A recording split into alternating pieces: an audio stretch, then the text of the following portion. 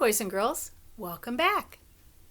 Glad you decided to tune in for chapters 3 and 4 of Magic Tree House number 22, Revolutionary War on Wednesday.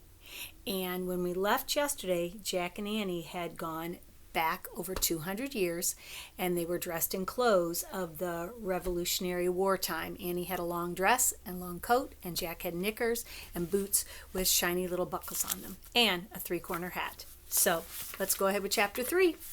Chapter 3, it's time. Annie lifted up her long dress and ran to the tree close to the river. Jack held onto his hat and ran after her. They peeked out from behind the tree. More snow flurries swirled in the twilight. "Redcoats?" whispered Annie. "Can't tell," said Jack. In the flickering firelight, the men didn't seem to be wearing uniforms at all. They wore ragged pants and coats. Some even had their feet wrapped in tattered cloth. "Come on," Annie said. She ran to a tree closer to the river. Jack followed.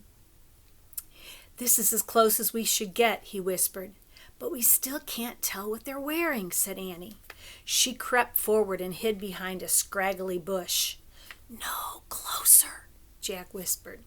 And again, Annie's being the one taking the chances, the braver one, and Jack wants to be cautious. But Annie took off again. She crouched behind a rock. She was only about 10 feet from the campfire. "Oh, brother, she's way too close now," thought Jack. But he took a deep breath and ran to the rock. When he joined Annie, she looked at him and grinned. "This is like hide and seek," she whispered. "It's not a game, Annie," Jack whispered. "It's war. Be serious." "I am serious," said Annie, her voice rising. "Shh," said Jack. But it was too late. One of the men stood up and looked around.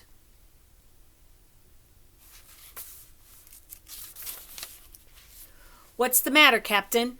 another asked. "I heard something," said the captain, and he held up his musket. Jack stopped breathing. "Who's there?" the captain shouted. Jack looked at Annie. She shrugged. "We're caught," she whispered. "Who's there?" the captain shouted again. "Just two kids," Annie answered in a small voice. "Come out and show yourselves," the captain said. Jack and Annie stood up from behind the rock. They both held up their hands. "We come in peace," said Annie. In the shadowy twilight, the captain moved toward them. "Who are you?" he asked. "We're Jack and Annie," said Annie. "Why were you spying on us?" he asked. We weren't spying," said Jack. "We just want to know if you were redcoats or patriots." "Which would you like us to be?" the shadowy man asked.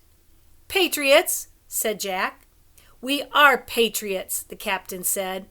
"Whew, thank goodness," said Annie. The captain smiled. "Where are you from?" he asked. His voice had softened. "We're visiting relatives nearby," Jack said. "Frog Creek, Pennsylvania," said Annie at the same time. "But that's amazing," the captain said. "My farm is in Frog Creek. Where is your farm?" Now Jack did not know how to answer. "It's near the Frog Creek woods," said Annie. "All the farms are near the woods," the man said with a laugh. "What?" Just then, someone called up from the river. "It's time, Captain." The captain turned to the other men near the campfire. "It's time," he repeated.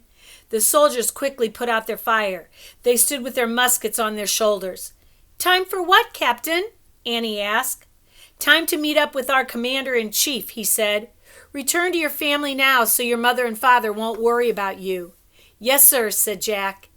"It is nice to see children," the captain said. "I was just trying to write a letter to my own son and daughter. I just didn't know what to say." "Tell them that you miss them," said Annie. The man smiled. "And I do indeed," he said softly. Then he turned and headed up the riverbank. His ragged men followed behind. Soon they all disappeared into the cold mist. Jack looked around. The wind was blowing harder. The snow was sticking to the ground. "What now?" he asked. More than anything, he wanted to go back home With the soldiers gone, the riverbank felt lonely and scary. "We still have to find something to send," said Annie. "I know," said Jack. "Maybe we should just follow the captain and his men," said Annie. "They might lead us to something." Jack wasn't too sure that was a good idea, but he didn't have a better one. "Okay, but let's try not to get caught this time, okay?" he said. He and Annie took off through the frozen twilight, following the snowy footprints of the American patriots. And chapter 4 is called Commander-in-Chief. Jack and Annie ran along the riverbank. The wind whooshed over the cold water. Wet snowflakes hissed in the dark. But then Jack heard other sounds. He heard voices, lots of voices. He and Annie soon came upon hundreds and hundreds of soldiers gathered near the dark river. Many carried oil lanterns. The lanterns gave an eerie glow in the snowy twilight. "The captain and his men must have been here somewhere," said Jack, looking around. Boats like giant canoes were tied near the river. Men were leading horses and loading cannons onto the boats. "What are they all doing?" Annie asked. Jack pulled out his Revolutionary War book and he read in a whisper. "On Wednesday, December 25th, 1776. "December 25th? That's Christmas," said Annie. "That's today." "Cool," said Jack. He started reading again. "On Wednesday, December 25th, 1776, the Patriots were losing the war." Ragged and weary, many were ready to give up. Then something began to happen that would turn the war around. About 2,400 American patriots gathered on the west bank of the Delaware River in Pennsylvania. They prepared to cross the river to go on a secret mission. "A secret mission? Oh, man," said Jack. He started to pull out his notebook. "Attention, troops! The Commander-in-Chief!" a soldier shouted.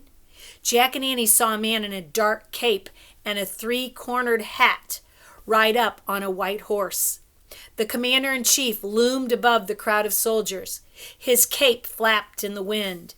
He sat calmly and with dignity on the back of his horse. I think you might recognize him. Even at a distance, Jack thought the Commander-in-Chief looked familiar.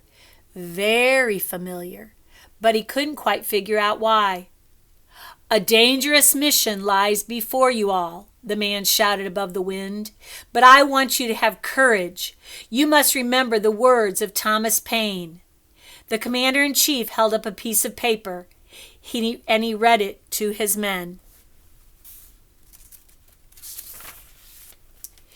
"These are the times that try men's souls. The summer soldier and the sunshine patriot will, in this crisis, shrink from the service of their country.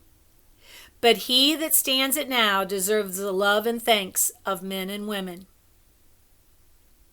"Wow, that's great," whispered Annie. Those were some great words. Listening to the powerful words, Jack felt his spirits start to rise too. "The harder the conflict, the more glorious the triumph," the Commander-in-Chief read on. "What we obtain too cheap, we esteem too lightly. It is dearness only that gives everything its value." There was silence, as if everyone were thinking about the words the great man had just read. Then the soldiers started cheering and clapping. They didn't seem tired at all anymore. Now they seemed eager to set out on their mission. The Commander-in-Chief saluted his men. He steered his horse toward the river. As the horse moved past them, Jack got a better look at the rider. He gasped. Of course, he thought. He'd seen that face before. On dollar bills and quarters. He grabbed Annie's arm. "I know who the Commander-in-Chief is," he exclaimed. "He's George Washington." That's the end of chapter 4. Come back tomorrow when I read chapter 5, The Letter. Thank you. Bye-bye.